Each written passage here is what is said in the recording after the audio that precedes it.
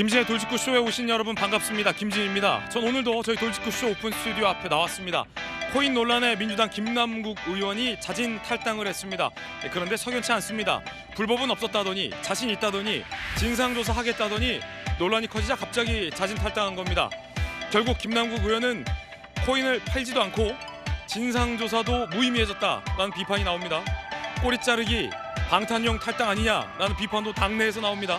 더 나아가서 한 조간신문은 당 지도부와 이거 짜고 친 거 아니냐 이런 의혹도 제기했습니다. 잠시 후에 이야기 나눠보죠. 전 비가 오나 눈이 오나 매일 아침 이곳에서 여러분을 기다리겠습니다. 김진의 돌직구쇼 지금 라이브로 시작합니다. 잠깐만요.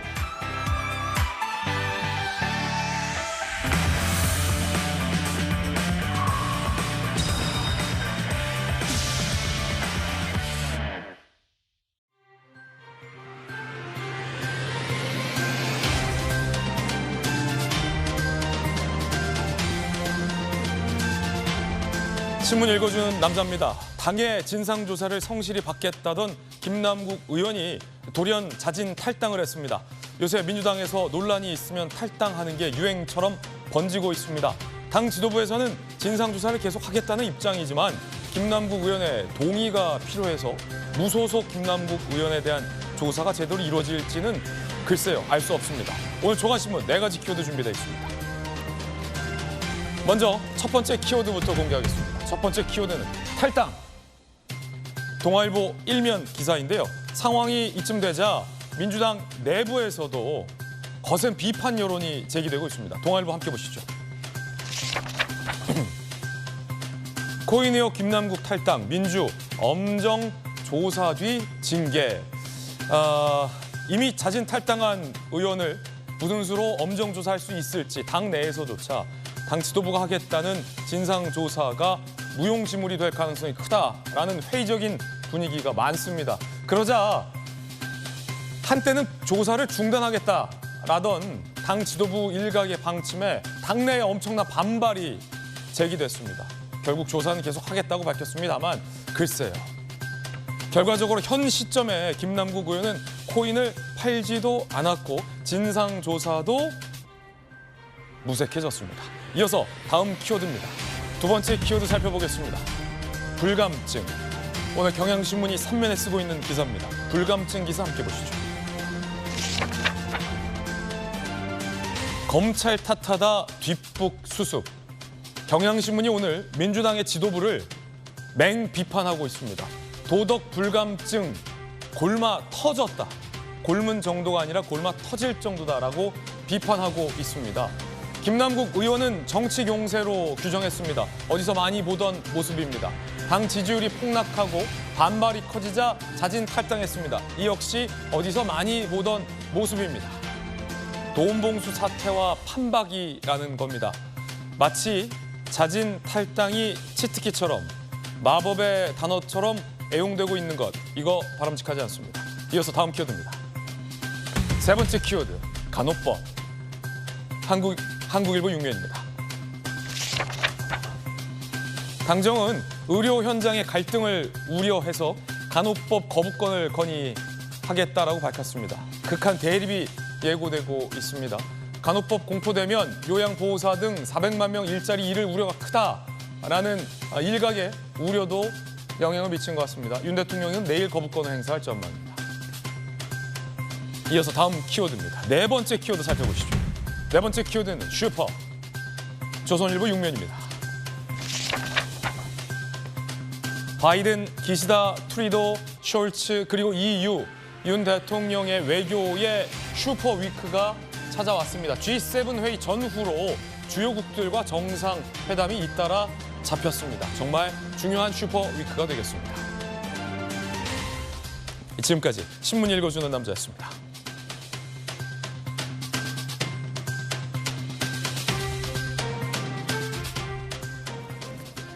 오늘 함께 하신 분들 소개해드리겠습니다. 김남국 의원의 코인 의혹에 대해서 전문적인 이야기를 해줄 전문가 모셨습니다. 위정현 한국게임학회장 그리고 국민의힘의 박정하 의원 나오셨습니다. 민주당의 재선 의원, 전재수 의원 그리고 법전 들고 나온 정법전 정혁진 변호사 나오셨습니다. 어서 오세요. 민주당의 자체 진상조사는 탈당한 김남국 의원을 상대로 얼마만큼 유효하게 이루어질 수 있을까요? 당 내에서조차 회의적인 분위기인데 김남국 의원이 탈당을 했기 때문입니다. 한 조간신문은 더 나아가서 당 지도부와 김남국 의원이 이거 짜고 친 건 아니냐라는 의혹도 제기하고 있습니다. 첫 번째 이야기, 주제를 공개하겠습니다.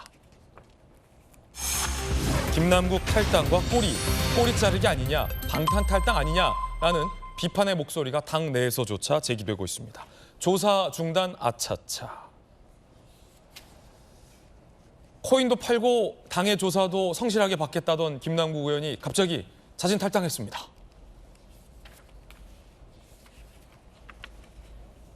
민주당을 잠시 떠난다. 다시 돌아온다는 거죠. 어디서 많이 보던 모습. 법적 책임을 철저히 묻고 단호히 맞서겠다. 정치 공세로 규정했습니다. 결국 민주당은 자진 탈당을 당 지도부는 받아준 셈인데 민주당 지도부는 본인이 탈당하겠다는데 막을 수 없다라는 입장입니다. 당 대변인 이야기 들어보시죠. 탈당하는 거에서 여당에서 꼬리 자르기 탈당이라고 하고 당 내에서도 탈당 안 된다는 얘기 나오는데 뭐 법적으로 탈당을 막을 방법은 없습니다. 그건 자유의사에 근거하는 거기 때문에. 지도부에는 혹시 탈당 의사를 사전에 밝히셨나요? 언제쯤? 그거는 저도 잘 모르겠고요. 저도 기자들 전화 받고 페북에 올렸다는 이야기를 들었으니까 저도 몰랐습니다. 탈당계를 내면 사실상 당 지도부에서도 막을 수 있는 방법은 없나요? 그렇습니다. 현재 법상 징계 절차에 있다든가 기탈당이 되어 있는 사람의 경우라도 조사를 통해서 향후 복당할 때 발견된 사유가 있으면 복당할 때 불이익을 줄 수 있는 그런 근거들은 있습니다. 결국 당 지도부의 이 무기력한 모습이 이번에도 또 보이고 있다라는 당내 지적까지 나오고 있습니다. 당 지도부가 진상조사하려고 하는데 김남국 의원이 탈당을 해버린 셈이 된 거죠. 이재명 대표도 결국 또 한 번 사과했습니다. 우리 당 소속 국회의원이 그런 문제로 우리 국민들께 심려를 끼쳐드린 점에 대해서 우리 더불어민주당을 대표해서 진심으로 사과드린다는 말씀을 드리려고 합니다. 향후로 이런 문제 때문에 우리 국민들께서 더 이상 심려를 하지 않으시도록 저희가 충분히 대안도 마련하고 노력도 드리겠다는 말씀을 드립니다. 죄송합니다.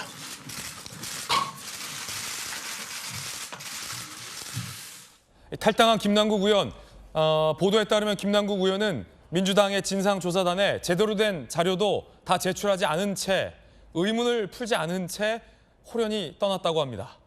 무기력한 당 지도부의 모습도 함께 논란이 되고 있습니다. 박정화 의원님, 네. 탈당을 받아줬느냐라는 비판이 당내에서 일자 권칠승 대변인의 말은 본인이 탈당하겠다는데 그걸 무슨 수로 막냐, 법적으로 못 막는다라는 법적 잣대를 들고 나왔는데 이렇습니까? 사실은 그렇지 않지 않습니까? 현실 정치에서? 어제 민주당이 4시부터 쇄신 요청한다고 하고 그 이후에 무슨 결의문이 나왔습니다마는 이 탈당권과 관련해서 오늘 아침에 또 계속 몸살과 후폭풍이 있더라고요. 지금 앵커 말씀 주신 것처럼 과연 그러면은 그 소위 말하는 지도부하고 짜고 친 게 아니냐라는 의문에 대해서 그리고 어제 쇄신 요청에서 여러 의원들이 얘기했던 것처럼 그러면 국회 윤리심판원에 이걸 회부하자. 그렇죠. 이런 얘기까지도 사실은 결의문에 안 들어갔다는 거예요. 그러니까 사실은 그러면 지금 좀 전에 저희가 이재명 대표의 사과 봤습니다만 그 전에 전당대회 돈봉투 나왔을 때 이재명 대표 때 사과했어요. 사과하고 탈당하고 지금도 탈당하고 사과하고 그냥 정해진 수순 아닌가 싶은 생각이 듭니다. 한번 돌아볼까요? 조사하겠다고 당에서 얘기했어요. 김남국 의원도 조사 받겠다고 했어요. 그다음에 뭐 매각한다고 했어요. 매각시킨다고 했어요. 그리고 쇄신한다고 했어요. 이건 다 그냥 뻥. 1뻥, 2뻥, 3뻥, 4뻥. 이게 뭐 뻥 20곡에 하는 것도 아니고 이제는 이쯤 되면 저는 뭐 누가 얘기해도 믿지 않을 그런 상황으로 정해진 상황으로 쭉 가다가 문제되면 꼬리 자르고 그다음에 어느 정도 지나서 국민들 잊어먹을 때 되면 다시 슬그머니 복당하고 이렇게 되는 수순들이 계속되는 것 아닌가 싶은 생각이 들어서요. 저는 뭐 남의 당 얘기니까 제가 뭐 이렇게 비판 계속할 이유도 없지만 그냥 정상화됐으면 예. 더 이상 어떻게 이렇게 흐트러진 왜곡된 상황들이 또 아무 일 없었던 것처럼 또 돌아가고 이런 거는 좀 없었으면 제발 좀 민주당의 여러 건들 통해서 이 왜곡돼 있는 국민들의 마음과 여론이 이제는 정상화돼서 잘못한 사람은 벌을 받아야 되는 거고 착한 일 한 사람이 더 우대받고 그다음에 모든 사람들이 그런 걸 보면서 다 착하게 살려고 하고 더 옳은 일 정직하게 사는 그런 사회가 돼야 되는 것 아닌가. 정치가 우리 사회를 이렇게 흐트러뜨려서는 안 된다는 생각 오늘 아침에 깊게 듭니다. 예, 바르다 박 선생, 박정호 의원의 견해였습니다. 결국 투명한 자료 제공, 진상 조사, 김남국 의원과 당 지도부의 이 약속은 뻥 아니냐라는 여당의 비판까지 나오게 된 국면인데 정혁진 변호사님, 이거 탈당도 못 막는다라고 당 지도부가 했는데 자진 탈당도 못 막는 지도부가 탈당한 의원을 상대로 제대로 진상조사는 할 수 있을까? 당내에서도 좀 회의적인데 전문가적으로 어떻게 보십니까? 일단 한동훈 장관이요. 그 며칠 전에 신임 검사 임관식 있었잖아요. 그때 그 볼테르의 말을 인용을 했어요. 볼테르. 원래 불어로 했는데 영어로 인용했는데 common sense is not so common이라고 그랬거든요. 예. 그러니까 상식이 그렇게 흔하지가 않다. 상식이라고 하는 게 그렇게 일반적이지 않다. 그 이야기를 갖다 했단 말이에요. 그러면서 또 중요한 이야기를 했는데 뭐라고 이야기를 했냐면 검사들이 상식에 반하는 결정을 하면서 법을 내세우지 말라고 그랬어요. 이건 법대로 하면 이래. 그런데 아무리 그래도 이거는 일반 사람들 보기에 상식에 부합하지 않는단 말이죠. 그런 건 절대로 하지 마라. 그거는 그야말로 권력의 남용이다.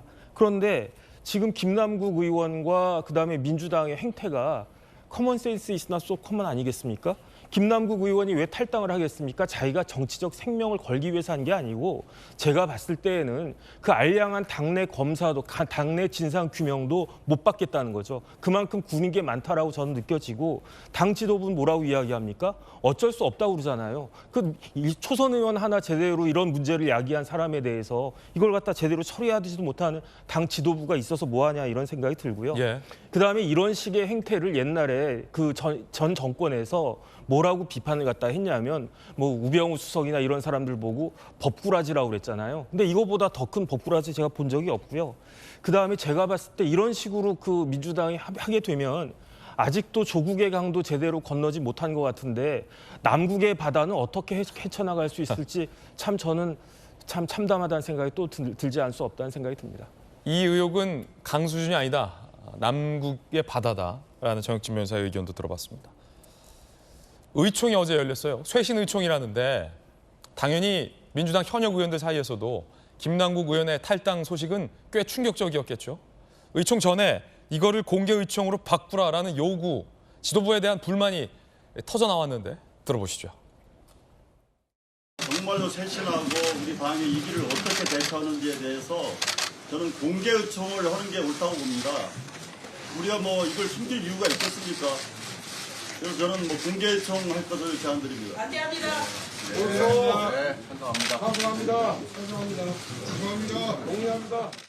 원래 의총은요 공개가 원칙이었습니다. 옛날에는 다 공개했습니다. 국가 안보에 관한 내용은 아니면은 비공개로 안 했습니다. 그런데 은혜스에 그냥 의총은 비공개하는 게 당연한 것처럼 이렇게 됐습니다. 따라서 국민의 대표가 하는 얘기는 국민들이 알아야 합니다. 이게 상식입니다. 왜 비공개로 의총을 하느냐라고 반발을 한 설훈 의원도 의총에서 이재명 대표에 대한 결단을 요구한 걸로 보도가 되고 있습니다. 그리고 비명계의 박용진 의원 같은 경우도 지도부가 너무 무기력하다, 무르다라는 비판의 목소리를 한 바 있고요. 민주당 관계자에 따르면 이참에 아예 이재명 당대표 재신임을 물어야 되지 않느냐라는 목소리를 높인 의원도 있었다고 합니다. 의총을 참석한 전재수 의원님, 어제 의총 분위기 어땠습니까? 그러니까 이제 의총이 시작되자마자 이제 저는 요구가 있었죠. 근데 저는 개인적으로 언제부터 의총이 이제 비공개로 됐냐 뭐 이렇게 이제 말씀을 하시는데 사실은 저것을 공개로 했을 경우에 말하자면 이 민주당의 굉장히 혼란스러운 상황 아닙니까? 지금 예. 강도가 굉장히 센 악재들이 말하자면 연이어서 막 터지고 있는데 그러면은 이것을 가지고서 당이 어떻게 혁신의 방향을 정하고 구체적으로 어떤 혁신을 할 것인지 말하자면 백가쟁명식의 난상 토론이 이루어지게 될 것인데 이것이 정리되지 않고 낱낱이 언론에 다 공개가 되면 이것을 지켜보는 국민들 또는 지지자들 이 사람들이 야, 저렇게 무질서 해가지고 저렇게 좀 믿고 맡길 수 있을까? 오히려 저는 더 혼란스러운 상황만 더 가중될 것 같아. 그런 측면에서 저는 예. 비공개로 해서 치열한 토론을 하고 풍성한 토론을 하되 질서 있게 정리된 내용을 발표를 네. 하는 것이 저는 맞았다고 생각을 합니다. 그렇기 김남국 때문에 자진 탈당에 대한 비판적인 목소리가 어제 많이 나왔죠. 어제 의원총회 한 6시간 정도 했거든요. 예. 대부분 이제 김남국 의원 코인 투자권 가지고 이제 논의가 됐습니다. 예. 상당히 많은 이제 논의가 이루어졌고 핵심은 뭐냐면 너무나 많은 이게 충격적인 일들이 연이어서 터지다 보니까 우리가 이 많은 사람들이 위기는 기회다 이런 이제 이야기들을 하지 않습니까? 근데 위기를 기회로 만들려면 결국은 자기 반성, 자기 성찰로부터 출발을 해야 되고 뼈를 깎는 어떤 희생과 헌신 이것을 전제하지 않으면 위기가 기회가 될 수가 없습니다. 오히려 이것을 전제하지 않으면 위기가 더 큰 위기가 될 수가 있기 때문에 이런 엄중한 상황 인식이 분명히 있었고 어제 발표한 내용도 저는 윤리기구를 반부패 기구 수준으로 격상을 시키고 또 이제 사전 일상적인 감찰이라든지 또는 신속한 이런 사건이 생겼을 때 신속한 진실규명 또 대응 뭐 이런 등등의 이제 결의안을 네. 만들었는데 지금 당장 뭐 충분치는 않습니다. 그런데 앞으로 부족한 부분들 좀 더 채워나가가지고 네. 확실한 좀 쇄신의 방향을 잡도록 그렇게 좀 의견을 모았습니다. 쇄신 관련해서 이재명 당대표나 지도부가 김남국 의원 탈당을 안 받아줄 수도 있지 않습니까? 이미 탈당 처리가 됐습니다. 그러니까 탈당 처리되기 전에. 예. 그러니까 사실은 이게 탈당계가 접수가 되면 바로 탈당 처리가 돼버립니다. 그러니까 이게 성인의 문제가 아니고 그래서 이 지금 예를 들면 정치하는 사람이 연일 언론에서 막 문제 제기가 나오고 그리고 당이 짊어져야 되는 부담은 가중되는데 그러면 뭔가 이제 형사사법적 책임은 나중에 뭐 수사를 통해서 기소를 통해서 재판을 통해서 가려진다 하더라도 정치하는 사람이 형사사법적 책임에 앞서서 정치 도의적 책임을 지는 것은 당연한 거 아니겠습니까? 탈당에 대해서 꼬리 자르기라는 비판이 있긴 하지만 정치하는 사람이 정치적 도의적 차원에서 책임을 지는 그 가장 높은 수준이 바로 탈당입니다. 자신의 당적을 스스로 이제 내려놓는 것이거든요. 그런 측면에서 꼬리 자르기라는 비판이 있을 수는 있지만 그렇기 때문에 저희들은 탈당을 했음에도 불구하고 제출을 해놓은 수천 쪽의 자료들이 있습니다. 그리고 필요하다면 협조 요청을 해가지고 추가적인 진상조사를 하겠고 그다음에 그것에 따라서 또 다른 이제 징계 절차에 들어가겠다라고 했기 때문에 이 부분을 좀 지켜봐 주시는 게 좋을 것 같습니다. 예. 하지만 이 당 차원의 진상조사가 얼마나 실효성 있게 진행될지에 대해서는 당내에서 회의적인 목소리가 많습니다. 박용진 의원 같은 경우는 탈당까지는 뭐 다 좋은데 그렇다면 국회 윤리위에 이 문제를 제소할 수도 있지 않느냐라는 비판을 지도부를 향해 겨눴습니다. 김남국 의원 때 무책임하다고 얘기했고요. 지금은 당대표하고 지도부가 그냥 나몰라라 있는 게 아니라 오히려 더 적극적으로 나서서 분명하게 바로잡는 일을 해야 하지 이재명 대표가 이 상황에서 중심에 서야 되니까 머뭇거리지 마라. 조사도 계속하고 국회 윤리위원회도 제소해라. 그리고 즉각적으로 처리해라. 이렇게 주장했습니다. 그 의원들 전수조사에 대한 이야기도 좀 나오긴 했어요. 나오긴 했고 뭐든 선제적으로 하자는 입장들인 것 같아요.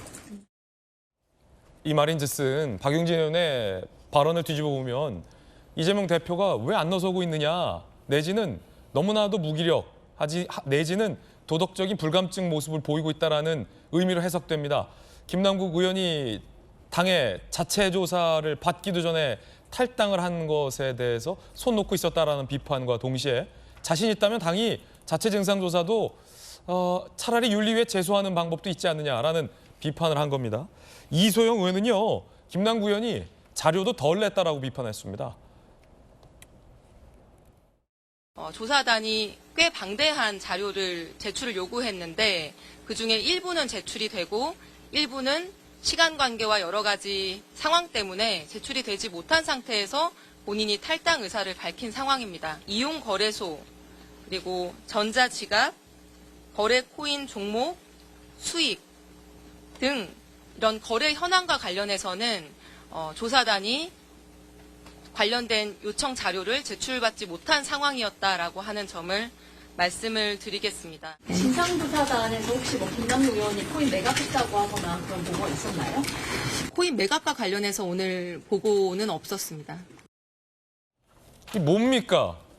오늘 도움 말씀 주실 전문가 모셨습니다. 위정현 한국게임학회장님 나오셨는데 지금 김남국 의원이 당 진상조사단에 제출 안 한 목록을 보면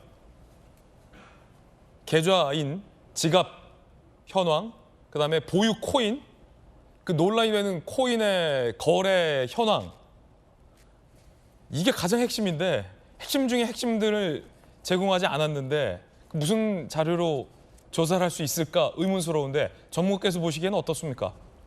네, 현재 지금 그 코인들 이제 자료를 일부 제출했다, 그리고 일부는 제출하지 않았다, 이제 뭐 다수는 제출하지 않았다 이렇게 말이 나왔죠. 그런데 지금 현재 그 사실과 다르다라고 이제 김남국 의원이 이야기를 하고 있는데, 그렇다면 이제 정확하게 지금 현 시점에서라도 데이터가 방대한 건 맞을 수 있습니다. 그런데 현 시점에 어떤 종류의 코인을 지금 보유하고 있는지 이것부터 이건 간단히 이렇게 알 수 있기 때문에 정리를 해야 될 뿐만 아니고, 그리고 지금 그 이제 블록체인 전문가들이 김남국 의원이 밝힌 그 지갑의 주소를 가지고 거꾸로 이제 역추적해서 들어가서 상당 부분의 어떤 동일인으로 보이는 어떤 거래 내역을 좀 특정하고 있는데, 그러면 이제 본인이 이게 맞다 또는 틀리다 이렇게만 이야기를 해주면 굉장히 도움이 되는 거거든요. 그런데 그 부분을 계속 이야기를 하지 않고 있다는 것 뿐만 아니라 지금 에어드랍 등등, 에어드랍은 이제 무상으로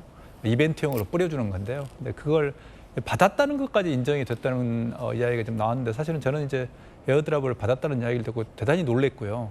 엄청난 사건인데 그 어떻게 쉽게 그게 인정이 됐다는 게 뭐 한 개 받았다, 두 개 받았다 이런 이슈가 아니라 공짜로 뭐 뿌린 걸 받았다 뭐 이런 건데요. 이런 전반적인 어떤 해명에 대해서 결국은 계속 이제 본인이 해명을 하지 않으면 지금처럼 블록체인 전문가들을 계속 뒤지게 될 거거든요. 그럼 뒤지면 뒤질수록 결국에는 의혹이 폭증하는 상황이 될 것이기 때문에 이제 그 점을 보면서 참 안타깝게 생각하고, 김남국 의원이 좀 블록체인을 좀 쉽게 봤다는 느낌도 듭니다. 그래서 이제 블록체인이 이제 코인을 투자하기 위한 하나의 용도로만 생각을 했지, 지워지지 않는 기록이 남는다. 그리고 남이 그걸, 그러니까 예를 들면 내 통장 거래를 남이 들여다볼 수 있다. 이거 무서운 이야기거든요. 근데 그 부분을 그렇게 심각하게 안 봤던 것 같습니다. 그러면 전문가께서 보시기엔 당 지도부에서는 탈당해도 조사는 계속할 수 있으니까 괜찮다라는 식으로 진화를 하고 있지만, 지금 김남국 의원이 핵심 자료를 제출하고 있지 않기 때문에 코인도 안 팔고 자료도 안 내고 탈당해버렸기 때문에 진상조사는 이루어지지 않을 거다. 진상조사를 뭐 그건 이제 정치의 영역이기 때문에 제가 이루어진다, 이루어지지 않는다라고 말하기는 어렵습니다. 다만 그러니까 전문적으로 그 자료가 없이.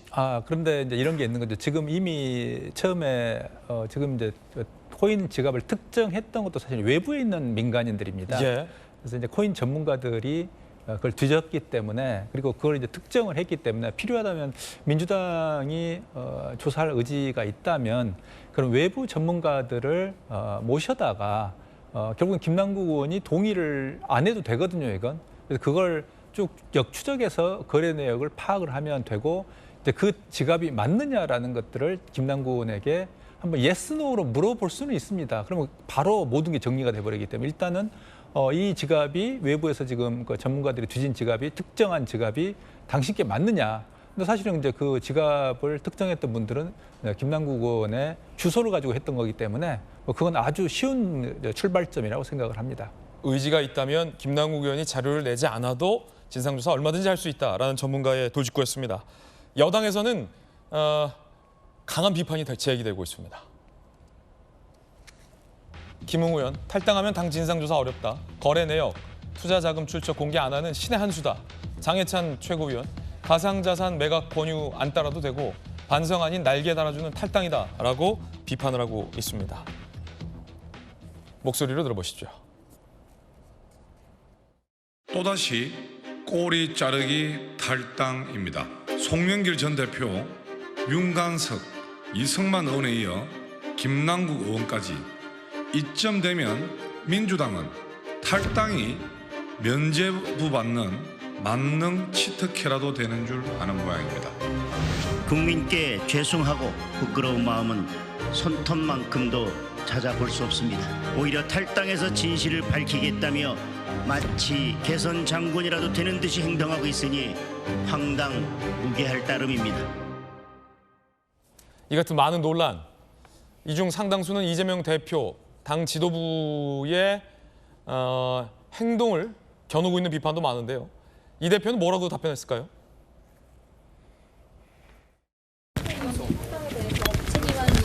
라고 당 의원들의 내부 비판이 많은데요. 대표님께서 좀 더 강한 권한으로 쇄신해야 된다는 의견이 나왔다고 하는데 어떻게 생각하시나요? 김남국 의원님 탈당은 사전에 알고 계셨나요? 가능한 징계 조치에 대해서는 생각해 보셨나요? 네, 의원님들의 말씀을 잘 듣고 있는 중입니다.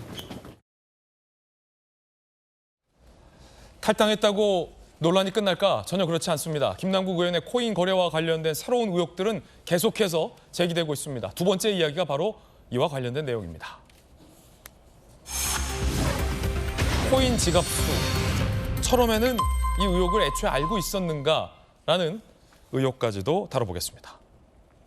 꼬리를 물고 새롭게 제기되고 있는 김남국 의원의 코인 의혹. 일단 김남국 의원이 당의 일부 밝힌 지갑과는 다르게 김남국 의원은 많은 지갑을 갖고 있었던 것으로 추정되고 있습니다. 위믹스, 클레이페이, 마블엑스, 메콩 코인 등 다양한 코인에 투자한 김남국 의원. 코인 지갑은 최소 4개로 추정되고 있고요. 신생 코인에 수억 원을 투자한 걸로 보입니다. 특히 새롭게 논란이 되고 있는 건 메콩 코인인데요. NFT 관련 코인인 메콩 코인에도 김남국 의원이 투자한 것으로 보입니다. 5만 7천 개, 3억 9천만 원치를 매수합니다. 신생 코인에 이번에도 통큰 베팅. 이후 가격이 3배 가까이 급등을 했습니다. 그래서 당시 보유 물량 가치가 10억 원 이상으로 추산이 됩니다. 4억 투자해서 10억치 이상 튀겼다면 대단한 투자죠. 김남국 의원이 투자하는 코인들마다 상당히 대박이 났던 결과. 그런데 위정현 학회장님, 너무나도 신기하고 놀라운 게 잘 안 알려진 신생 코인. 그중에는 상장도 되기 전에 상장도 될지 어떻게 알고 코인에 거액을 투자합니다. 한 종목에 김남국 의원의 투자 패턴을 보면 거액을 뭉텅이씩 투자를 해서 이게 상당히 많이 성공을 하는데 이 정도의 투자 감각이면 전문가 이상이라고 봐야 됩니까? 아니면 다른 정보가 있다고 보이십니까? 어쨌든 한 종목에 저렇게 이제 몰빵해서 특히 이제 이름도 잘 모르는 우리가 메타콩즈라는 코인은 나올 때 알고는 있었습니다만 저런 또 4억을 한 방에 투자할 수 있다는 것은 이제 두 가지 어떤 우리가 판단 각도에서 볼 수는 있습니다. 하나는 정말 강철 심장이구나. 그래서 완전히 테라 루나 투자하듯이 투자했구나라는 거고, 또 하나는 뭐냐면 이제 코인 시장이 지금 대단히 혼탁합니다. 불행하게도 지금 법과 제도에 밖에 있기 때문에 결국 코인을 상장할 때 예를 들면 사전에 정보를 알고 예를 들면 코인 제작자들, 그러니까 코인 발행자들이죠. 발행자들하고 짜고 이제 그걸 투자를 해서 그 수익금을 나눈다, 뭐 이런 건 공공연한 소문들입니다. 그래서 그런 패턴과 상당히 유사하지 않나라는 합리적 우리가 추정을 할 수 있습니다. 그래서 왜냐하면 저것도 그렇고 이제 클레이페이라는 토큰도 좀 그렇습니다만 전체적으로 가격을 끌어올리고, 그러니까 코인 전체를 보면 일정한 어떤 패턴들을 가지고 있습니다. 그래서 상장 전에 사두면 상장 후에 가격이 폭등했다가 상장 이후에 가격이 폭락하는 이런 패턴을 가지고 있는데, 그런 패턴을 상당히 잘 알고 대단히 놀라운 타이밍에 매수하고 매도를 하고 있다는 점, 그리고 잘 알려지지 않는 어떤 토큰의 큰 손이죠. 그러니까 저 정도 규모가 되면 초기 토큰의 규모를 생각하면 거의 그냥 개미가 아니고 왕개미라고 생각할 수 있습니다. 그래서 왕개미 수준의 투자를 하고 있기 때문에 저걸 아마 수익이 난 다음에 그걸 어떤 식으로 좀 배분했을지 않을까라는 그런 우리가 의심도 좀 가능하게 합니다. 왕개미 김남국. 예. 큰손 김남국. 뭐 그냥 일개미는 아닌 거죠. 그냥 일개미는 아니다. 예. 업계에서 봤을 때는 아직 뭐 사실로 단정할 수는 없는 소문입니다만, 의혹 제기입니다만, 혹시 사전에 정보를 주고 거액을 투자해서 가치를 상승시킨 다음에 그로 인한 발생한 수익금을 나눠 가진 것 아니냐라는 의혹도 좀 조사해 볼 필요가 있다라는 문제 제기를 했습니다. 심지어는 이제 그걸 정보를 받았다가 아니고 공모했을 가능성도 우리가 좀 의심을 해볼 수도 있습니다. 소위 짜고 쳤을 가능성. 예, 그래서 어쨌든 큰 손이니까요. 그래서 이걸 이제 LP 투자자라는 용어로 지금 부르고 있습니다만, 그러니까 대단히 이제 큰 손 또는 뭐 거의 개인이 기관 투자자처럼 행동하는 이런 건데요. 그렇게 되면 이미 이제 하나 트레이딩, 그러니까 매매하는 수준을 넘어서는 거죠. 그렇게 되면 함께 공모해서 결과를 만들어내고 또 수익을 배분하고 또 다른 걸 찾아 들어가는 이런 식의 하나의 패턴이라고 우리가 생각을 해볼 수도 있습니다. 예, 아직은 어떤 의혹 제기 가능성 수준이고 단정할 수는 없겠습니다만 그만큼 강제적인 수사기관의 수사가 필요한 대목으로 보여집니다. 에어드롭. 김남국 의원은 하늘에서 떨어진 코인은 없었다라고 해명을 했지만 많은 전문가들은 무상으로 코인을 주는, 그래서 무상으로 코인을 받는 에어드롭, 하늘에서 떨어진 코인으로 코인을 김남국 의원이 수령한 것 아니냐라는 의혹이 주말 새 강하게 제기됐습니다. 이게 더 큰 의혹일 수 있겠는데 민주당 진상조사단이 지난해 에어드롭 방식으로 코인을 무상 지급하던 사실을 파악했다라는 보도가 나왔습니다. 김남국 의원은요, 의원 신분이 아닌 투자자로 제시된 조건에 따라 받은 것이다, 문제없다라고 해명을 했다. 그래서 뭔가 목적을 갖고 받은 게 아니라 익명의 개인 투자자로 이벤트성으로 받은 거다라고 해명을 했다라는 보도가 나온 겁니다. 이 보도가 나오고 논란이 커졌습니다. 이게 공모하지 않았다라는 증거가 될 수 있느냐라는 논란이 커지자 이 기사에 대해서 김남국 의원이 직접 반박을 했습니다. 불법 로비 의혹으로 몰아가서 황당무계 그 자체다. 사실 안 된 오보, 강력한 법적 대응할 것이다. 그렇다면 에어드롭으로 받은 게 없다는 건지, 아니면 에어드롭으로 몇 개를 받았는데 대가성이 없이 받았다라는 건지 다소 좀 불분명한 측면은 남아 있습니다. 논란의 영역인 셈입니다. 자, 일단 정혁진 변호사님, 에어드롭이 뭡니까? 에어드롭이 하늘에서 떨어지는 거죠. 에어드롭. 네, 에어가 떨어지는데 에어라고 하는 건 중요한 것이긴 하지만 공짜잖아요. 그러니까 공짜로 떨어지는 거니까 그야말로 무상으로 받는 건데, 그런데 만약에 제가 은행에다가 예금을 뭐 한 1,000만 원 넣어놨단 말이에요. 그럼 이자가 얼마씩 떨어지겠죠. 이건 상관이 없어요. 하지만 에어드랍이라고 하는 게 어떤 코인을 갖고 있고 어떤 그 조건을 갖고 있는 모든 사람에게 균등하게 배분되는 것이다라고 하면, 그러면 혹시 모르겠는데 그렇지 않고 어떤 특혜적인 것들이 있다라고 하면, 제가 봤을 때 김남국 의원은 국회의원이잖아요. 정치인이잖아요. 그렇기 때문에 에어드랍의 그 금액이 얼마가 됐든지 간에 제 생각에는 기본적으로는 김영란법 위반이 될 가능성은 무지하게 높고요. 그 다음으로 이제 정치이니까 정치자금법 위반, 거기에다가 만약에 뭐 입법 로비 같은 대가 관계가 있으면, 국회의원들은 대가 관계가 뇌물죄에 있어서 굉장히 넓게 폭넓게 인정이 되고 있거든요, 판례상. 그렇게 되면은 뇌물죄까지도 될 수 있는데, 그런데 에어드랍이라고 한 게 뭐 저도 잘 몰랐는데 요번에 보니까 마치 그냥 그 백화점 같은 데서 시식하는 것 정도, 그런 식으로 사람들이 이야기를 하는데, 그거는 좋다라고 치고, 제 생각엔 어떤 생각이 드냐면, 김남국 의원이 아이스크림 하나 아끼고 밥 하나 아끼고 그랬던 사람이잖아요. 예. 그러니까 쉽게 말하면 밥값 1,000원에도 굉장히 민감했던 그런 사람이라고 저는 생각이 되는데, 그런 사람이 위믹스 같은데 전 재산을 몰빵한다? 이거는 제 생각에 납득이 안 되는 거거든요. 그렇기 때문에 위믹스에 대해서 정보를 알았다라고 하더라도 제 생각엔 거기에다가 전 재산 몰빵하는 것은 쉽지 않다라는 생각이 되기 때문에, 그런 의혹 같은 것들이 요번에 뭐 아마 민주당 자체적으로는 이제 진상 규명이 안 될 것 같으니까 여기에 대해서는 수사를 통해서 명명백백하게 밝혀지는 것이 필요하겠다는 생각이 듭니다. 예, 학 회장님, 사실 위정현 게임 학회장님께서 게임 학회에서 정치권의 이제 로비 의혹을 처음으로 제기해서 수사기관도 지금 들여다보고 있는 그런 상황인데, 그 의혹의 개연성을 더해주는 기사가 이 에어드롭 기사였거든요. 김남국 의원은 오보다라고 강력 대응한다라는 입장을 내고 있습니다만, 만약에 일각에 제기되고 있는 의혹대로 게임 업체로부터 에어드롭 형식으로 코인을 무상으로 받았다면, 왜냐하면 그 코인을 발행한 회사에게 이로운 발언과 정책들을 김남국 의원이 대선 기간 중에 계속 해왔잖아요. 어떻게 되는 겁니까? 그렇게 되면? 일단 우리가 쓰는 이제 용어 조금 방금 이제 앵커님 말씀하신 내용에서 조금 이제 구별해야 될 게 네. 게임 업체라고 말씀하시는 건 적절하지 않습니다. 네. P2E 업체라고 봐야 되고요. P2E, 플레이 투 원. 예, 그래서 위메이드 같은 회사는 게임 업체라고 보기 어렵습니다. 코인을 팔기 위해서 게임을 수단으로 활용하는 거기 때문에 다른 일반 게임 업체가 사실 이제 이렇게 이야기하면 게임 업체 전체가 피해를 입을 수 있습니다. 그래서 P2E 업계에게 이로운 발언과 정책을 했던 김남국 의원이 그렇습니다. 에어드롭으로 관련 코인을 만약에 받았다면 어떻게 되는 겁니까? 그렇습니다. 근데 저는 이제 김남국 의원 그 발언을 들으면서 그런 생각, 저는 사실은 정치인이 아니고 이제 교육자이기 때문에 예를 들어서 이제 중간고사 이런 문제가 나오면 당신은 에어드롭을 받았습니까?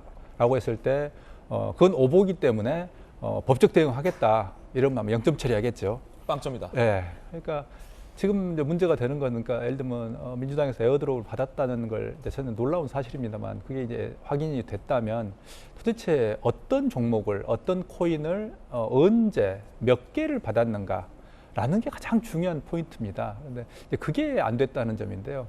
저는 이제 지난번 대선 때 제가 민주당 그 게임 메타버스 특보단장이었습니다. 이재명 대선 캠프의 공동 특보단장이셨죠? 예. 그래서 게임과 메타버스 정책을 저희가 이제 조언하는 전문가 어떤 집단이었습니다만, 근데 거기에서 이제 저희가 대단히 이제 당혹스럽고 놀라웠게 받아들였던 게 이제 P2E 게임이라는 흔히 말하는 돈 버는 게임에 대한 허용 요구였습니다. 네. 그게 이제 저희들은 이미 이제 반대 의견을 표출해서 후보에게도 전달을 했고 이랬는데 갑자기 이제 후보협에서 유튜브에 출연하셔서 이제 P2E가 쇄국 정책이다, P2E 금지는 그래서 합법화해야 된다 이런 이야기 나오는 거 보고 저희들은 정말로 충격을 받았고 왜냐하면 이게 정말 위험한 발언이기 때문에 사실 오늘날의 이런 사태가 이미 하나 시한폭탄처럼 숨겨 있었던 거거든요. 그래서 저희들이 거기에 대해서 그게 아니다. 이건 대단히 위험한 거기 때문에 그리고 정책 토론을 열어서 저희가 공개적으로 또 반대도 했습니다. 근데 계속 그 사실은 그 논리가 아니죠. 상황에서 세력이 밀리고 있어서 와 저쪽 상대방이 좀 힘이 세다. 도대체 누가 로비를 했지?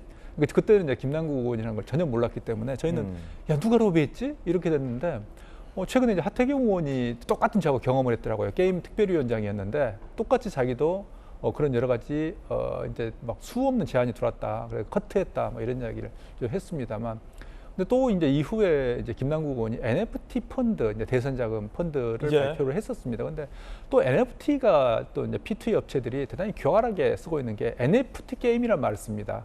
그러니까 NFT, 블록체인, P2E 세 개가 한 통속이 돼서 세 개 단어라도 하나가 정치권에서 언급이 되면 가격이 폭등합니다.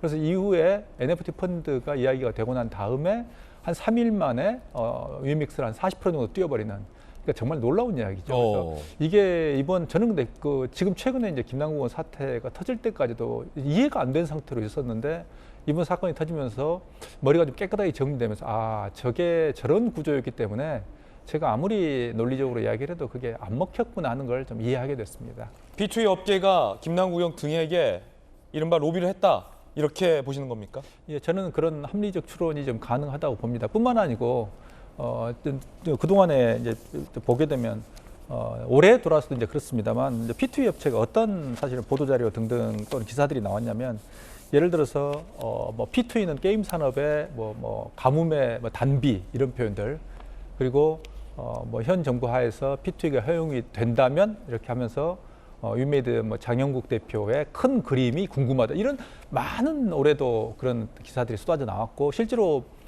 작년 이제 국감에서는 의원들이 P2E를 허용하라는 여러 의원들의 질의가 요구가 있었고요. 문체부에 대한.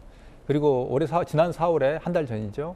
국무조정실에서는 드디어 P2E를 허용에 대한 전향적 검토를 하는 용역을 발주했습니다. 도대체 이게 누가 이 보이지 않는 손짓 도대체 누군가 하는 것에 대해서 굉장히 저는 괴로웠고 의문이 있었는데 이제 좀 정리가 된 거죠. 예. 자, 이건 물론 위정현 게임 학회장님의 어떤 개인적인 견해이고 해당 업계 위메이드 측에서는 로비는 없었다라고 반박하고 있는 상황이란 말씀드리겠습니다. 그 가운데에 논란의 핵심이 되고 있는 게 불이 붙인 게 바로 이 에어드롭입니다. 박정호 의원님. 네. 보도에서는 김남국 의원이 에어드롭으로 받긴 했는데 그냥 익명의 투자자로 이벤트 때 받은 거다. 라고 해명했다라는 보도가 나왔고 김남국 의원의 해명은 사실 무근이다 법적 조치하겠다라는 뭐 강한 반박이라 보도에서 김남국 의원이 당에 해명했다라는 것과 김남국 의원의 직접적인 반박문 차이, 온도 차이가 꽤 큰 건데 이럴 때는 좀 당이 나서서 에어드롭을 김남국 의원이 그러니까 무상 코인을 받았는지 안 받았는지를 밝혀주면 논란은 조금 간단해질 텐데요. 간단한 게 아니라 사실은 제가 볼 때는 추가적인 보도 내지는 그 추가 의혹 제기를 못하게 하려고 하는 입막음이죠. 당 조사하는 데에서는 지금 보도 나온 걸로만 보면 에어드롭 받았다고 본인이 스스로 당당하게 밝혔다는 거 아니에요. 그걸 가지고 다른 추가적인 의혹을 가지고 보도를 하는 것 갖고는 오보고 그다음에 법적 책임 묻겠다고 하는 거는 이거는 언론에 자갈 물리기 하겠다는 것밖에 되지 않아요. 좀 전에 유 교수님 굉장히 중요한 말씀 주셨는데 굉장히 중요하고 위험하고 겁도 나는 얘기 말씀하셨는데 이 이익 공동체까지 가기 전에 자 처음에 했던 그 위믹스 코인을 어떤 자금으로 그러니까 자금원 내돈내산이라고 본인은 주장하지만 내돈내산이라도 얼마의 돈으로 규모로 어떻게 샀는지에 대해서 밝히고 그다음에 그 에어드롭으로 받았다는 거는 어느 정도인지를 본인이 얘기하면 나머지는 또 그렇게 복잡한 문제 아니에요. 그러니까 이거는 저는 뭐 이렇게 당에서도 조사할 의지가 없고 본인도 조사 받겠다고 해놓고는 이렇게 뻥치고 탈당하면 저는 강제 수사가 필요하다는 생각입니다. 그러니까 첫째 하나는 본인이 이 자금이 어디서 나와서 얼마큼 벌었고 그다음에 에어드롭을 통해서 어느 정도의 자산이 또 축적이 됐는지 이거는 사실은 뒤에 가서 뭐 게임 업체 내지는 P2E 업체 이거 이해 충돌과까지 가기 전에 이거는 정치자금법 위반 내지는 뇌물이 될 수 있는 부분이거든요. 예. 이거는 확인이 되어야지. 두 번째, 자 탈당하면 다가 아니잖아요. 공직자 같은 경우는 사실은 사직서를 내도 사표 수리를 안 합니다. 왜냐하면 이게 법적으로 문제가 되면 나중에 이게 공무원 연금과도 그다음에 그 해당되는 공직자의 신분과도 연관이 되기 때문에 사표 수리 안 받아요. 이건 마찬가지로 사실은 책임을 지려면 의원직을 사퇴를 하고 자연인의 신분으로 조사를 받아야 되는 게 맞지. 탈당 그냥 형식적으로 하고 난 다음에 의원직 갖고 의원직 신분으로 조사를 받겠다는 거는 눈 가리고 아웅인 거죠. 그리고 마지막 그렇게 됐다면 그러면 도대체 어느 정도의 규모로 김남국 의원 혼자였는지 예. 아니면 또 다른 누군가가 있었는지 이 범주까지 다 드러나야 이 문제가 다 나올 수 있는 거잖아요. 그래 이 드러나야 우리 아침에 경향신문 얘기했던 민주당의 도덕 불감증에 골마 터진 규모가 어디인지 나오죠. 그러니까 저는 성실하게 강제수사 받고 의원직 던져서 자연으로 법적 신분으로 조사 다 받고 마지막 어느 범주까지 있었는지 어느 정도까지 썩어 들어갔는지 다 드러내야 이 건이 해결된다고 생각합니다. 전재수 의원님, 김남국 의원이 에어드롭 방식으로 공짜 코인 받았습니까? 안 받았습니까? 저는 모릅니다. 당은 압니까? 그 어제 진상조사 단장을 맡았던 그 김병기 의원이 그 의원총회 전에 이제 브리핑이 좀 있었는데 예. 이 부분은 정확하게 설명은 안 한 것 같아요. 그러니까 이 부분은 아마 진상조사단이 추가적으로 아마 좀 확인을 해야 될 것이고 예. 그리고 아마도 수사기관에서 수사가 진행이 이미 되고 있지 않겠습니까? 그러니까 이것은 전자지갑 열어보면 알 수 있는 거 아니겠습니까? 거래 내역, 그 보유 수량 뭐 이런 거 보면 금방 알 수 있는 것이기 때문에 뭐 시간이 그렇게 오래 걸릴 것 같지는 않습니다. 그렇군요. 김남국 의원이 한동훈 장관 청문회 때도 코인 거래를 했다라는 의혹, 법사위 상임위 중에서도 코인 거래를 했다라는 의혹이 터져 나왔습니다. 그리고서 탈당이 이뤄진 건데 국가 애도 기간에도 코인 거래를 했다는 의혹이 나왔습니다. 지난해 10월 30, 11월 5일 이태원 참사 국가 애도 기간 40차례 코인 거래, 지난해 10월 30일 밤 0시 21분에서 1시 1분 12건 거래를 진행했는데 당시 사고 현장 수습이 한창이었던 때에도 코인 거래 삼매경이었다라는 비판적인 보도가 나왔습니다.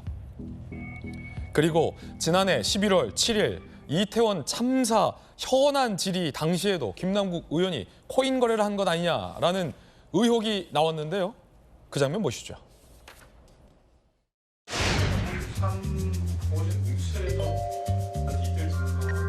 대통령, 법무부 장관, 검찰총장이 전부 다 마약 수사와 관련된 부분에 집중하다 보니 안전과 관련된 부분 이런 부분에 소홀한 거 아니냐라는 이런 질문을 하는 겁니다.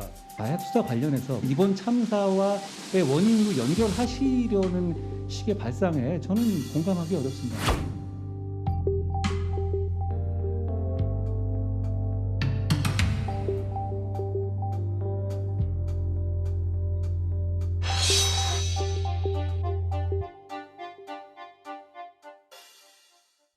법사위 인사청문회 등에서도 코인 거래, 심지어 이태원 참사 발생 직후에도 코인한 정황, 거기에 애도 기간에도 코인을 한 것 아니냐라는 의혹에 현안 질의 당시에도 코인 거래한 것 아니냐라는 의혹이 터져 나왔습니다. 김남국 의원 해명은 뭘까요?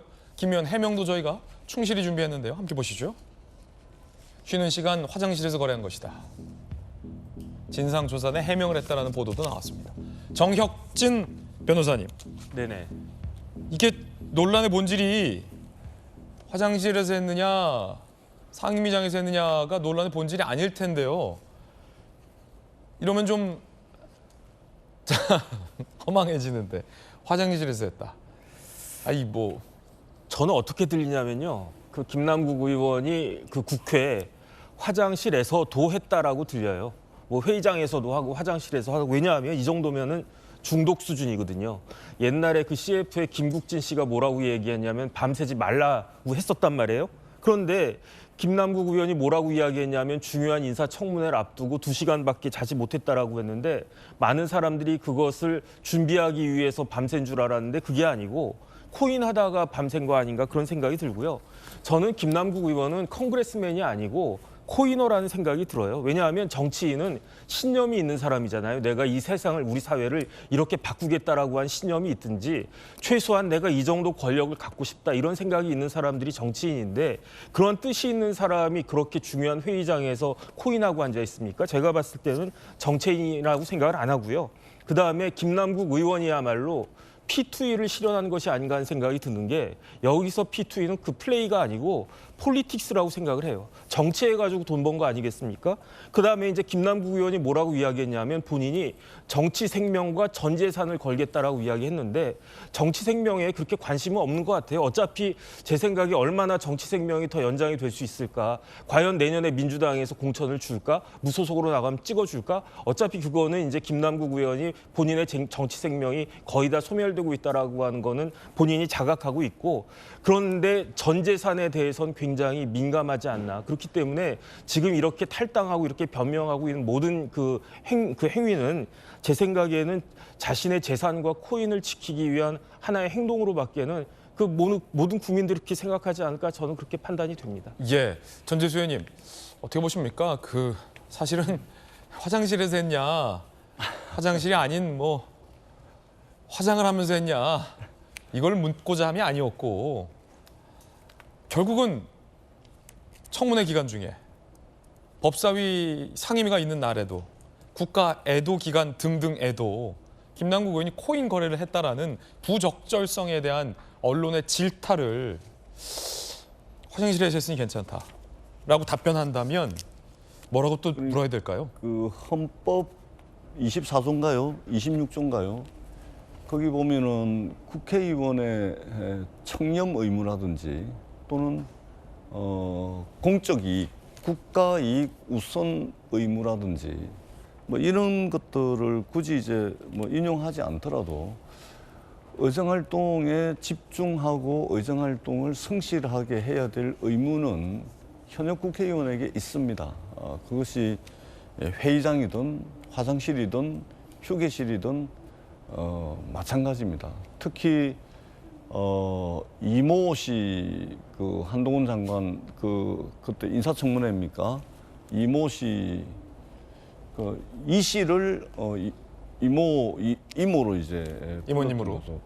그러니까 이제 이 질의서를 충분히 이제 그러니까 질의서를 보면서 사실은 이제 그것을 만든 보좌진들하고 프리토킹을 하거든요.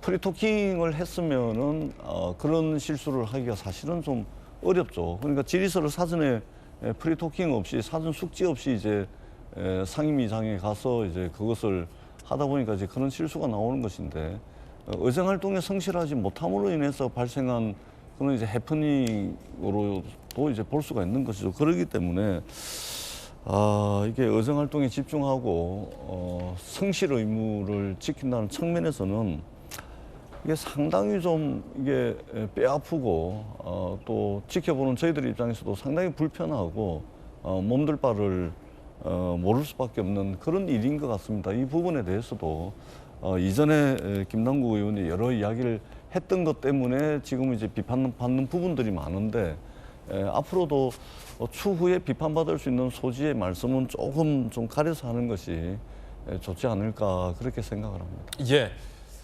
국민 여러분께서는 어떻게 보십니까? 지금 저희 김재현 도지구쇼를 많은 국민들이 지켜보고 계실 텐데 상임위, 청문회 기간 등에서도 코인 거래를 했던 김남국 의원, 화장실에서 했으니 괜찮다라는 해명에 대해서 얼마나 많은 국민들이 납득할지 미지수입니다. 그런가 하면 오늘 몇몇 조간신문에서는 김남국 의원이 소속돼 있는 강경파 초선 의원들의 모임, 소위 철험회가 김남국 의원의 이 코인 투기 의혹에 대해서 일찍이 인지하고 있었던 것 아니냐라는 의혹을 제기했습니다. 특히 이제 최강욱 의원 관련인데요. 함께 보시죠. 화상회의 중 김남국 의원에게 무엇을 하고 있냐라고 발언을 해서 민주당의 보좌진들 사이에서도 성희롱 발언했다라는 문제 제기가 있었는데 당시에 짤짤이 동전 게임을 하고 있었냐라고 물은 것이다라는 해명을 했었던 최강욱 의원이었죠. 그런데 한 보도에 따르면 온라인 회의에서 김남국이 얼굴을 안 비치자 순간 코인 생각이 나서 짤짤이라고 표현을 했다라고 최강욱 의원이 한 매체의 기자에게 이야기를 했었다라는 겁니다. 김남국 코인값 올랐다고 자랑할 때도 내가 이 얘기 해버리면 김남국에 불똥 튈 거 아니냐 그 얘기까지는 못하겠더라. 글쎄요. 최강욱 의원의 뭐 자기 해명성 발언일 수도 있겠습니다만은 어쨌든 코인에 대해서 동료 철험회 의원은 인지하고 있었다라는 얘기입니다. 뒤집어 보면 장경태 의원이 국가인권위원장 인사청문회 도중 휴식 시간에 의원들끼리 나눈 이야기가 카메라에 포착됐었는데 그때도 김 의원의 코인 얘기를 합니다. 들어보시죠. 남국은 절대 남국은 근데 진짜 저는 이제 이번 거에서 남국은 10억 넘게 주식 아니 그 비트코인 코인으로 장경태 의원은 김남국 의원이 코인으로 10억 넘게 벌었던 걸 알고 짱이다라고 동료 의원에게 찬사를 보내는 장면이 포착됐습니다. 그리고 나서 장경태 의원은 김남국 의원의 코인 의혹이 불거지자 청렴 검소한 의원이다라고 두둔한 바 있습니다. 처음에는 알고 있었던 건 아니냐. 적어도 최강욱, 장경태 의원은 김남국 의원의 이 코인 거래를 알고 있었던 것 같은데 박정원 의원님 어떻게 보십니까?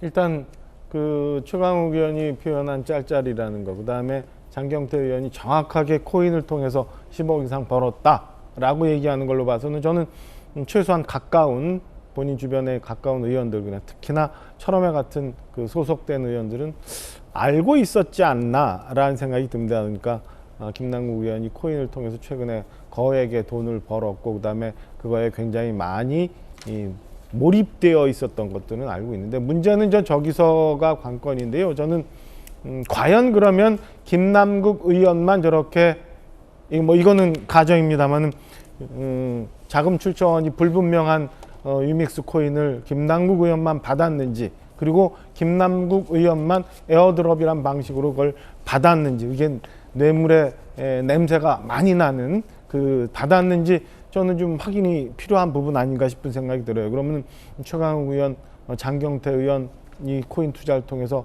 옆에서 누가 뭐 많이 벌었다고 관심이 가는 건 당연한 거 아니 인지상정? 그럼 나도 해볼까라는 생각이 들 텐데 과연 저게 김남국 의원에 국한된 건지 아니면 또 다른 누군가가 만약에 로비가 있었다면 로비 대상이었는지 저는 이런 것도 강제 수사 통해서 나와야 된다고 생각하고 만약에 민주당 의원들이 지금 철험회 의원 그 소속된 의원 두 의원이 얘기하는 건 이런 근거가 있었다면 저 사람들이 먼저 나서서 저거는 탈당시키면 안 되고 우리가 강제 수사해야 되고 국민들 앞에 떳떳하게 의정 활동을 하기 위해서라도 김남국 의원 모든 조사 먼저 해야 된다고 주장을 해야 되는데 다른 일에는 굉장히 열성적으로 나서는 분들이 김남국 의원 건에 대해서는 아직은 조용한 게 저는 좀 의심스럽습니다. 예, 자 위정현 학회장님, 한국게임학회에서 입장을 냈습니다. 국회의원과 보좌관들의 코인 보유 여부에 대한 전수조사가 필요하다라는 입장을 냈고, 그전에는 P2E 업계가 정치권에 로비를 한 건 아니냐라는 의혹도 제기하셨는데, 코인 보유 전수조사가 필요한 이유 무엇일까요? 지금 현재 이제 김남국 의원 1인이 지금 집중돼서 이제 문제가 좀 되고 있습니다만, 그렇게 되면 이제 전체 구조를 놓칠 수 있는, 그러니까 예를 들어서 김남국 의원이 예를 들어서 이제 국회의원을 사퇴하고 법적 처벌을 받고 끝나면 모든 게 해결되느냐라고 볼 때 그건 아니라는 겁니다. 그래서 조금 전에 제가 이제 이게 국회에서 뭐 P2E를 허용해야 된다는 뭐 의견이 분출했다, 뭐 이런 말씀드렸고, 대선 기간 중에 양당 후보에게 뭔가 집중적으로 P2E를, 그러니까 정말 놀라운 게 한 당을 찍지 않고 양당에 배팅을 했다는 게 놀라운데요. 죄송합니다. 배팅이라는 표현은 좀 그렇고, 양당의 의견을 전달했다 또는 로비 의혹이 있다, 이게 이제 사실입니다만, 그걸 보고 상당히 놀랍게 좀 생각을 합니다만, 결국은 그렇게 되면 이제 김남국 의원 이외에도 과연 그러면 코인을 가지고 있는 사람이 없을까라는 이제 그런 의문이 생기는 겁니다. 왜냐하면 코인이라는 게 주식하고 달리 너무나 큰 수익을 낳을 수 있는 상품이기 때문에, 그럼 누구나 그 의혹에 빠질 수 있거든요.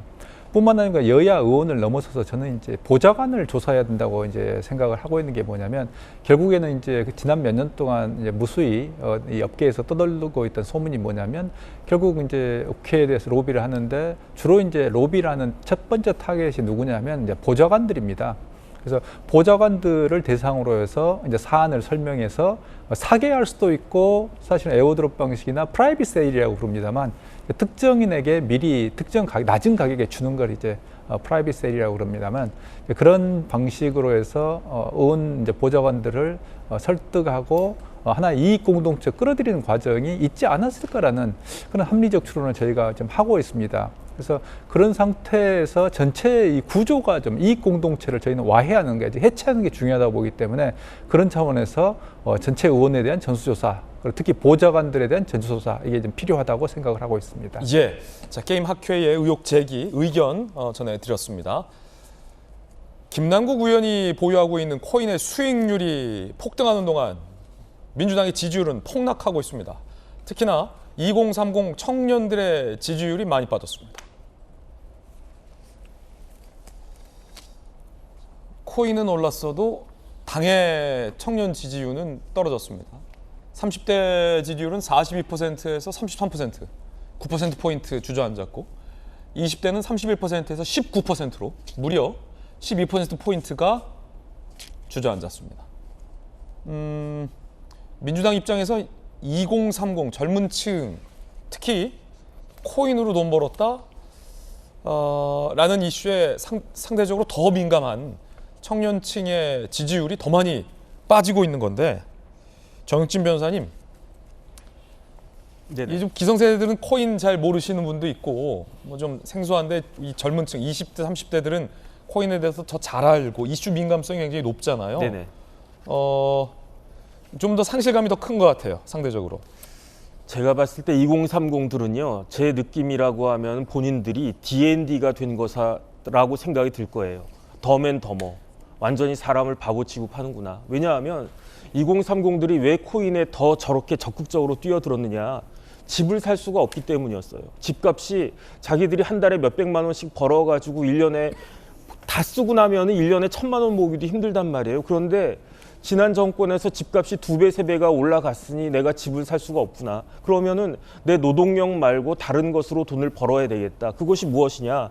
주식은 또 그 큰 돈이 들어가는데, 그 코인 같은 것들은 비트코인 뭐 몇 배씩, 몇십 배씩 뛰고 그랬으니까, 아, 이런 것들은 우리한테 맞는 거구나 하고 들어갔다가, 처음에는 부동산으로 벼락거지가 됐다가 2030들이 이제는 코인으로 진짜 거지가 됐단 말이에요. 진짜 빚쟁이가 됐단 말이에요. 그런데 김남국 의원이라고 하는 사람은 정말로 찢어진 뭐 이런 거 신고 있고 아이스크림도 참고 뭐 그렇다라고 하면서 알고 봤더니 재산이 100억이 넘어간다. 그다음에 전 솔직히 말씀드리면 김남국 의원의 해명을 하나도 믿을 수가 없거든요. 왜냐하면 본인이 주식 그 판대금으로 그 코인 샀다고 했는데 거짓말이죠. 뭐 했다고 했는데 또 거짓말이죠. 계속 거짓말이니까 명확하게 솔직히 말하면 김남국 의원이 지금 자신의 재산 20억밖에 안 된다고 이야기하지만 20억이 있는지 200억이 있는지 솔직히 말하면 저는 모르겠고, 그러니까 이런 생각들을 2030들이 다 하고 있을 터인데 어떻게 민주당이 그러면서 탈당을 받아주는 그러한 민주당이 어떻게 2030들의 MZ세대의 마음을 얻겠다라고 할 것인가, 저는 그런 생각이 듭니다. 위정한 게임 학회장 모시고 김남국 의원 코인 의혹에 대해서 이야기 나눠봤습니다. 학회장님 감사합니다. 감사합니다. 자, 이번엔 저희가 준비한 다음 순서입니다. 뜨거운 소식 2가지 엄선했는데요. 하나씩 살펴보시죠. 자, 첫 번째는 이재명 대표의 부모 묘소를 훼손한 사람이 특정됐습니다. 경찰에 따르면 생명기 적힌 돌 6개를 이 대표 부모 묘소에 묻은 혐의 피의자 4명이 입건됐는데 이 씨 문중 관계자가 아닌 단순 지지자들이다라고 경찰이 밝혔습니다.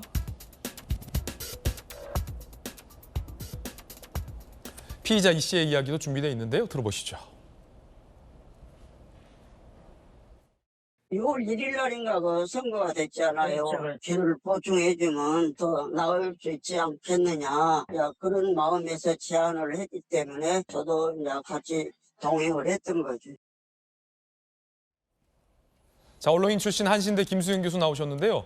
아니, 어떤 분들이 이거 한 겁니까? 문중에서 안 했다는데, 문중도 아닌데 왜 생명기를 불어넣었습니까? 지금 이제 혐의를 받고 있는 4명 중에 3명이 경주 이 씨인 것은 맞대요. 그런데 문중에 직접적으로 이렇게 연루된 사람은 아니고 그냥 이제 이재명 대표의 지지자였던 것으로 보입니다. 그리고 특히 이 일을 주도했던 한 그 이모 씨 같은 경우에는 강진 출신이고 청자를 만드는 무형문화재시래요. 무형문화재 선생님이면 굉장히 우리가 가치를 굉장히 인정해주고 보호해주는 무형문화재 선생님인데 왜 청자요? 이게 80대로 이제 나오는데 이제 본인이 풍수지리에도 굉장히 이제 일가견이 있으신가 봐요. 그래서 무형문화재로 인정받은 건 청자 쪽이죠? 네, 청자. 풍수지리 쪽은 아니시고. 네, 풍수지리는 이제 개인적으로 이제 일가견이 있는데.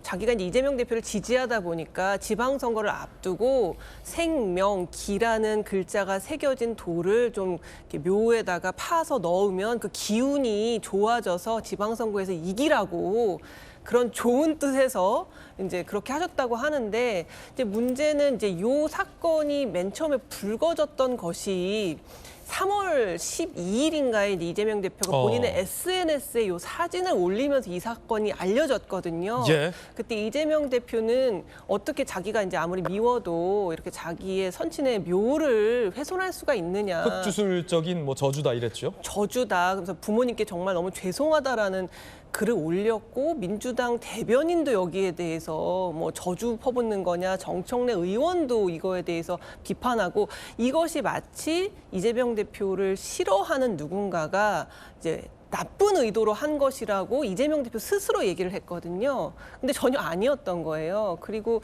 이것이 밝혀진 시기 자체가 고1이 있었던 3일 전에 3월 9일에 이제 그 성남시장 시절에 비서실장으로 일했던 분이 극단적 선택을 해서 돌아가신 일이 있었고 그 일로 이재명 대표가 정치적으로 아주 절체절명의 위기에 있었거든요. 근데 그 일이 있자마자 이제 이 사건을 본인이 스스로 꺼냄으로써 정치적인 위기를 모면하려고 하는 게 아닌가라는 그러한 좀 해석들도 있었어요. 그런데 알고 봤더니 어이없게도 이재명 대표를 지지하는 누군가가 좋은 길을 불어넣어 주려고 이런 일을 한 것으로 드러났습니다. 이 대표는 이 지지자들이 한 행동이다라는 보도가 나오자 처벌을 원치 않는다라고 했는데 경찰은 입건을 결정했어요. 이게 아마 법적으로 뭐 처벌을 원치 않는다라고 말해도 행위만으로도 입건이 되고 처벌될 수 있는 것 때문인 거죠? 그렇죠. 이게 뭐 친고죄처럼 내가 이걸 벌 주세요라고 직접 신고해야만 벌 줄 수 있는 게 아니고요. 이것은 그런 좋은 의도였든 나쁜 의도였던 그리고 당사자가 그 처벌을 원튼 원치 않든 그냥 이렇게 죄를 받을 수밖에 없는 그런 범죄거든요. 그래서 지금 경찰에서는 입건을 한 것으로 보입니다. 그렇군요. 정육진 변호사님, 이게 판례도 있다고 하더라고요. 경찰이 이렇게 입건을 하기로 결정한 데는. 그 판례는 있는데 제가 기본적으로 봤을 때 인간문화재 이모 선생님이 잘못한 거예요. 무형문화재 선생님 잘못하신 거다. 왜 잘못했냐면 굉장히 무성의예요. 청자 전문가잖아요. 예. 그러면 묻으려면 이제 효과가 있으려면 생명기 아주 명필로 써가지고 청자로 잘 구워가지고 그리고 묻었어야 되는데 돌조가리 같은 거 저렇게 묻어가지고 무슨 효과가 있었겠습니까? 묻으려면 청자에 묻어라. 네, 저는 그렇게 생각이 되고요. 근데 청자에 묻어도 처벌돼요. 남의 부모님 묘 근데 파헤치면. 관련된 판례가 있는데 예. 저는 그 판례가 바뀌어야 된다는 생각이 들어요. 그래요? 왜냐하면 그 문제가 뭐냐면 발굴죄예요. 발굴죄다. 근데 저게 발굴한 겁니까? 그냥 묻은 거지? 어. 그래서 저는 저거 옛날에도 이런 것들이 밝혀지기 전에도 뭐 다른 사람들이 의심을 받을 때에도 저게 과연 형사처벌 대상이 되는가 저는 그런 생각이 들고요. 만약에 제가 판사라면 저거는 그냥 뭐 훈방 조치 정도 할 일이지 저걸로 무슨 형사처벌까지 하겠는가. 더군다나 분모 발굴죄는 제가 알고 있기로 벌금형도 없거든요. 그래서 저거 가지고 무슨 집행유예 때릴까 일단 그런 생각은 드는데 어쨌든 이모 선생님한테는 좀 서운하겠다는 생각이 듭니다. 예. 무형문화재 선생님 등이 벌인 행동으로 경찰은 수사를 완결하는 모양새입니다. 뜨거운 소식 함께하고 있습니다. 이번엔 두 번째 소식입니다. 윤석열 대통령의 처남이 검찰에 송치됐습니다. 윤 대통령 처가 양평 공흥지구 개발 사업 개발 부담금 영원 특혜 의혹이 제기됐죠. 윤 대통령의 처남은 사문서 위조 행사 혐의가 적용돼서 검찰에 송치됐습니다. 윤 대통령의 장모는 사업 본격화 전 시행사 대표이사를 사임했죠. 무혐의 처분. 김건희 여사는 시행사 사내이사를 사임했고 지분이 없다라고 밝힌 바 있는데 고발 각하 처분이 됐습니다. 자, 일단 김수경 교수님, 요 공흥지구 개발 의혹 어떤 겁니까? 그러니까 이제 그 어떤 회사를 이제 김건희 여사의 어머니가 만들면서 이제 자기의 아들과 딸도 이제 뭐 사내 이사라던가 직원으로 이제 채용을 했었는데 이 최모 씨, 그러니까 김건희 여사의 어머니는 그만두고 김건희 여사도 사내 이사에서 사임한 뒤에 그 아들이 양평의 공흥지구에 아파트를 크게 지으는 개발 사업을 한 거예요. 근데 그 과정에서 개발 사업을 하게 되면 이익이 많이 생기니까 그 개발 수익 분담금을 지자체에 내야 되거든요. 왜냐하면 수익을 많이 얻었으니까. 근데 그걸 좀 깎으려는 요량으로 위조된 문서들, 공사비를 이제 부풀린 그러한 문서들을 끼워 넣어서 결국은 그 개발 분담금을 전혀 안 내게 됐거든요. 이제 그것에 대해서 수사를 해가지고 지금 그 아들인 김모 씨가 검찰에 송치된 그런 사건입니다. 장모와 김건희 여사가 이제 각하 처분되고 무혐의 된 것은 요 사문서 위조 행사 이전에 어떤 직책을 다 사임했기 때문입니까? 그럼? 이 개발 사업이 아예 있기 전에 대표에서도 내려오고 사내에서도 내려왔기 때문에 이 사건과는 직접적인 연관이 없다고 보고 각하 처분을 내린 겁니다. 예, 민주당인 야당은 경찰이 바보 행세하냐라며 비판적인 입장을 냈습니다.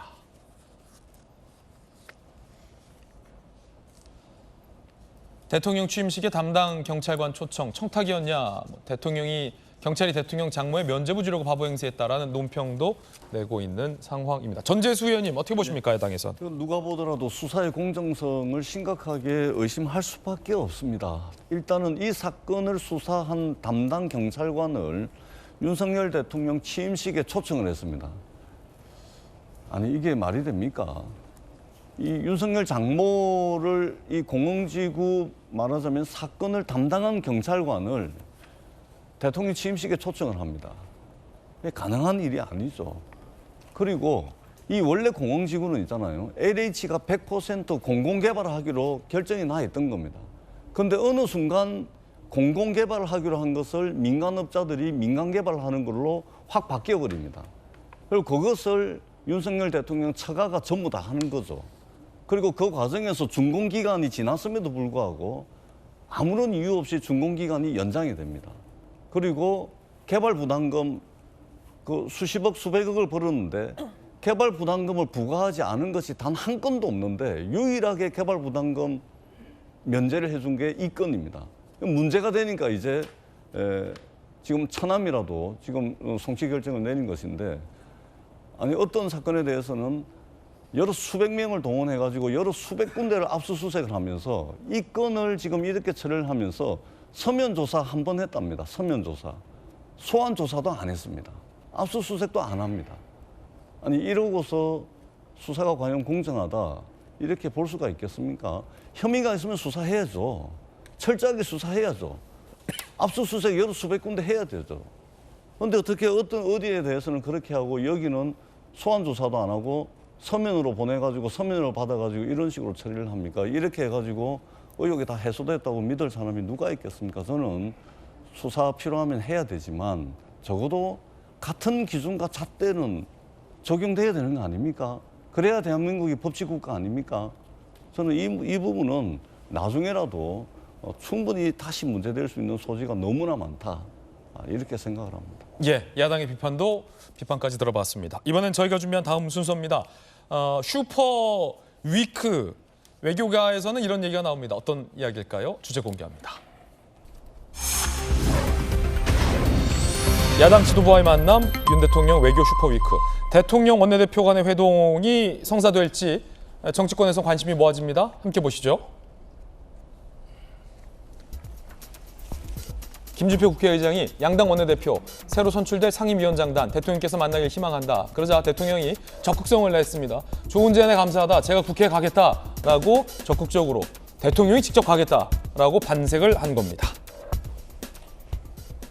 이게 좀 재밌는 포인트인 이유가 박정아 의원님께서는 뭐 이명박 대통령의 최측근 참모로서 청와대에 오래 근무하셨으니까 잘 아는데 대통령이 지금 굉장히 적극성을 띄었어요. 아우, 제가 하겠다.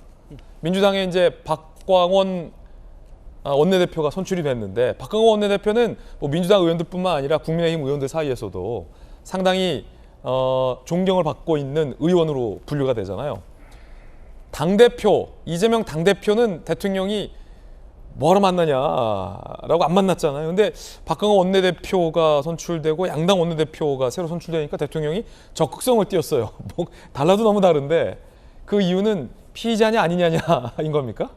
아니, 그거는 제가 볼 때는 민주당이 먼저 해결해 줘야 되는 문제라고 생각해요. 예. 우선 그러니까 그 지금 정치권 내에서는 대통령께서 민주당과의 무슨 협치 얘기 많이 하고 그런 걸 주문을 하는데 저는 이 건으로 지금 지난주에 있었던 국회의장단 만찬을 통해서 원내대표의 회동, 그다음에 국회 내가 먼저 가겠다라고 말씀하시는 걸로 저는 대통령의 의지는 충분히 확인된다고 봅니다. 그리고 박광원 원내대표도 이 당대표 먼저 만나고 난 다음에 저 만나십시오라고 얘기할 게 아니라 좀 적극적으로 지금 교착돼 있는 정치권 문제를 좀 해결해 주는데 먼저 좀 나서 주셔야 되는 게 맞다고 보는데 문제는 자, 이재명 대표를 왜 안 만났냐? 피의자이기 때문에 일단 그런 면도 있는데요. 저는 잘 봐요.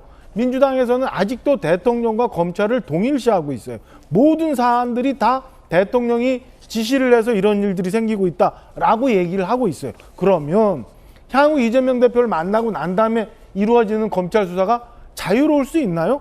대통령과 모든 수사 결과에 대해서 다 대통령과 엮으려 할 거고 이거는 검찰이 객관적으로 수사한 게 아니라 대통령이 판단을 잘못해서 대통령이 저렇게 지시해서 대통령이 그럼 이것도 풀어줘야 된다라고 얘기할 거 아니에요. 그러니까 저는 오히려 먼저 지금 검찰이 이루어지는 모든 수사 지금 좀 전에 저희가 김남국 의원 얘기했잖아요. 꼭 검찰 수사하게 해줘야 되는 거고 돈봉투 수사에 대해서도 이게 정치 공세다라고 하지 말고 이거는 이거대로 객관적으로 잘못된 부분이 있어서 수사받아야 되는 건 대통령께서는 이미 대한민국 대통령이 됐기 때문에 검찰을 갖고 무슨 지휘를 하고 검찰과 동일시해서 막 야당을 탄압하는 사람이 아니라는 거 이런 걸 정리해 줘야 그다음에 대통령도 만나서 이재명 대표와 사건과는 별개의 나머지 일을 얘기할 수 있는 거라고 저는 보거든요. 그러니까 저는 뭐 대통령이 뭐 피의자라서 이재명 대표를 안 만나는다 협치할 생각이 없다라고 공격하기 이전에 민주당이 먼저 대통령과 검찰을 동일시하고 모든 사건을 다 정치 쟁점화하는 것 그 자세부터 바뀌어야 그러면 저는 이 협치 문제 그다음에 대통령과 국회의 문제 자연스럽게 해결이 된다고 생각합니다. 예, 어쨌든 그 원내대표라도 만남이 성사된다는 건 뭐 굉장히 좋은 일로 보이는데 윤 대통령 얘기 나와서 말인데 김소연 교수님 외교 전문가시잖아요. 지금 G7 정상회담, G7 회의에서 한미일 3국의 정상이 모여서 정상회담을 갖기로 합의를 했는데 그 장소가 히로시마예요. 일본의 히로시마는 아시다시피 굉장히 역사성이 있는 곳인데 그곳에서 한미일 정상이 만나서 북핵에 대해서 한 목소리를 낸다라는 속보도 어제 지금 들어와 있고 G7 회의를 전후로 캐나다 총리도 만나고 독일 총리도 만나고 EU와의 정상회담도 하고 우크라이나 대통령 부인도 만날 것이다라는 전망도 나오고 있어요. 굉장한 지금 외교 일정들이 줄줄이 예정돼 있군요. 아주 광폭 행보를 보이고 계시죠. 그러니까 이제 외교의 아주 이제 일정들이 촘촘히, 특히 한미일 공조 같은 경우에는 아주 촘촘히 이어지고 있어서 맨 처음에 이제 한미 정상이 만났고 그 뒤에는 한일 정상이 또 만났고 이번에 한미일이 또 만나서 북핵에 대해서 단호한 대응을 할 것을 아마 이야기할 것으로 보이는데요.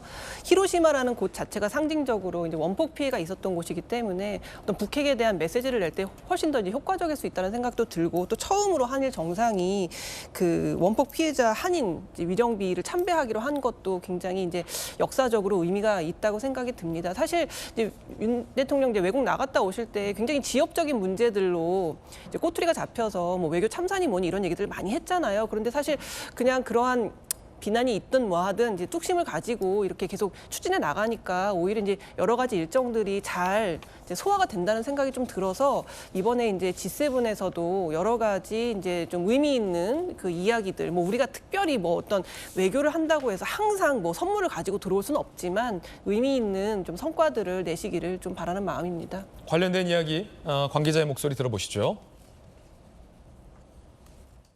북한의 핵과 미사일 위협, 영내 공급망 불안정, 그리고 에너지 위기 등 공동의 도전에 대응하여 한미일 협력을 한 단계 더 업그레이드하기 위한 전략적 공조 방안이 논의될 것으로 예상됩니다. 윤석열 대통령과 기시다 총리의 한국인 원폭 희생자 위령비 참배는 과거 히로시마 원폭으로 희생된 한국인을 위로하고 한일 양국이 평화와 번영의 미래를 함께 준비해 나가자는 다짐의 자리가 될 것입니다.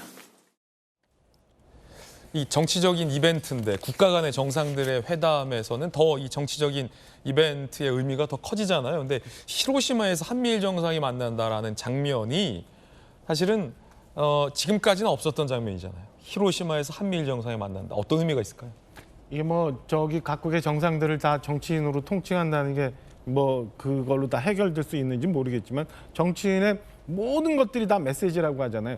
이 지금 G7이 일본에서 열리고 일본이 히로시마에서 G7을 열겠노라고 정리한 것도 굉장히 큰 의미가 있는. 지금 현재 보세요. 뭐 미국과 중국이 패권 전쟁을 세계 속에서 하여 동북아 정세는 북한 핵 문제부터 이런 걸로 정신이 없어요. 그리고 우리가 핵무기를 통해서 굉장히 많은 히로시마에서 피해를 봤어요. 인류의 큰 뭐 적이라고 할 수 있는 무기가 돼요. 이런 것들을 다 아우를 수 있는 장소가 이제 히로시마고 특히나 윤석열 대통령이 지금 광폭 행보를 보면서 일본 먼저 가서 만났죠. 그리고 결국 그래서 기시다 총리가 생각지도 못하게 빨리 우리나라를 답방했죠. 미국 정상회의 가서 굉장히 많은 성과 얻어왔죠. 이제는 다자 외교장에서 한미일이 모여서 히로시마에서 무언가 북핵과 관련한 얘기, 그다음에 향후 국제 질서에 대한 얘기를 하면 저는 정치적으로 국제적으로도 굉장히 큰 의미를 가질 수 있는 정상회담이 될 거고 윤석열 대통령으로서도 이 동북아에서 그리고 세계적인 지도자 반열에 올라가는 계기가 될 수 있다. 그래서 북한에 그다음에 지금 뭐 중국에 굉장히 줄 수 있는 메시지, 사인들이 많은 그런 외교적 이벤트다라고 평가하고 싶습니다. 이벤트 말씀 나와서 국내에서 특히 이제 용산에 새롭게 조성된 어린이 정원에서 윤석열 대통령이 야구 심판으로 깜짝 변신을 해서 보도가 오늘 많습니다. 영상으로 보시죠.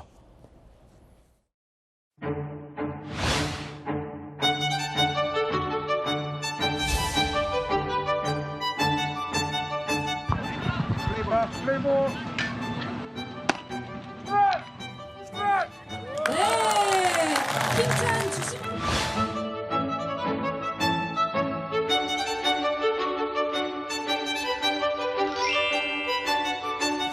저도 어릴 때 여러분들하고 같은 나이에 거의 뭐 야구를 끼고 살았습니다.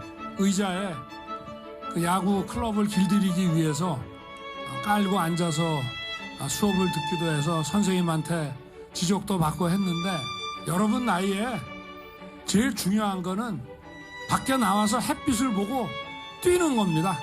하여튼 여러분 아주 야구 선수가 된 것 정말 잘한 선택이고 앞으로도 계속 야구를 사랑하고 열심히 운동하시기 바라겠습니다. 지난번 이 시구했을 때 폼에 대해서도 굉장히 잘 던진 공이다라는 보도도 있었는데 투수보다는 그 심판이 더 잘 어울리는 것 같다라는 생각도 있어요. 체구가 있어서. 일단 저 장소가 어디예요? 용산 어린이 정원인데요. 이제 용산이 이제 개방됐잖아요. 미군 캠프가 이제 평택으로 이사를 가면서 이 용산을 좀 국민에게 돌려주겠다라는 그러한 이제 공약들을 지켜나가는 하나의 과정으로 용산 어린이 정원을 개방해서 이제 어린이들이 저렇게 야구를 할 수 있는, 뛰어놀 수 있는 공간을 이제 마련한 건데요. 그 진짜 윤석열 대통령의 야구 사랑은 찐사랑인 것 같아요. 이제 시구도 하시고 이번에는 심판으로 깜짝 이제 등장을 하신 건데요. 이제 윤석열 대통령 얼굴을 보면서 저 어떤 생각했냐면 이제 국무회의나 이런 거 하실 때는 좀 미간이 좀 찌푸려진 상태일 때가 많아요. 그러니까 워낙 이제 복잡한 사안들을 다뤄야 되니까. 근데 어린이들을 만났을 때 정말 너무 환하게 웃으시고 이제 앞으로도 좀 저렇게 웃는 표정으로 좀 이렇게 국무회의도 주재하시면 훨씬 더 좀 좋지 않을까라는 생각이 들 정도로 저 잠바, 굉장히 국가대표 잠바, 코리아 잠바인데 저거를 되게 대통령이 좋아하시는 것 같아요. 지난번 미국 갔을 때도 저 잠바 아니었습니까? 미국에서 산책할 때도 저 코리아 잠바 입고 이제 돌아다녔었거든요. 예. 야구에 대한 사랑을 이제 여러 곳에서 우리가 좀 지켜볼 수 있는 것 같고 어쨌든 어린이들이 우리 사회의 희망인 만큼 어린이들에 대한 이제 메시지도 자주 내주셨으면 좋겠다 그런 생각이 듭니다. 청와대에서 이제 용산으로 나오길 잘했다 이런 멘트도 대통령이 했다는데 그런 취지에서 그런 멘트가 나온 거군요. 그렇죠. 이제 청와대를 이제 용산으로 옮긴 것에 대한 이제 논쟁들이 많았잖아요. 잘했냐 못했냐. 물론 그 논쟁은 지금도 여전합니다만 그래도 이렇게 용산을 어린이들에게 개방하고 대통령을 가까이서 만날 수 있는 이러한 공간들을 마련한 것에 대해서 본인이 잘했다라고 생각하셔서 저렇게 말씀하신 것 같습니다. 예, 어제는 뭐 정치적인 메시지보다는 이제 유소년 야구 선수들에게 격려의 메시지로 좀 봐야 될 것 같습니다. 정혁진 변호사님, 자칭 이제 야구 전문가신데 지난번 시구했을 때 투수로서의 모습하고 이번에 이제 콜사인 세레모니를 한 심판 주심으로서의 모습 중에 어떤 게 좀 더 잘 어울린다라고 보세요? 저기 앵커가 말씀하셨잖아요. 피처가 그렇게 몸집 있는 피처 본 적이 있습니까? 저는 본 적이 없어서. 그런데 이번에 이거 딱 구심하시는 걸 보고 아 저거는 잘 어울린다 저도 생각을 했는데 다른 걸 떠나서 윤 대통령은 야구에는 진심인 것 같고요. 그다음에 저 폼이 심판을 해봤어요. 해본 폼이에요. 그냥 딱 가가지고 아 내가 한번 심판해볼까 이게 아니고 뭐 옛날 대학 다닐 때나 뭐 그 어렸을 때나 본인이 직접 뭐 선수로도 뛰었겠지만 뭐 이제 그 나이 들어서 이제 사람들 그 애들 그 운동할 때 심판도 해본 그런 모습인 것 같고 그러니까 저렇게 자연스러운 모습이 아닌가 그런 생각이 들고요.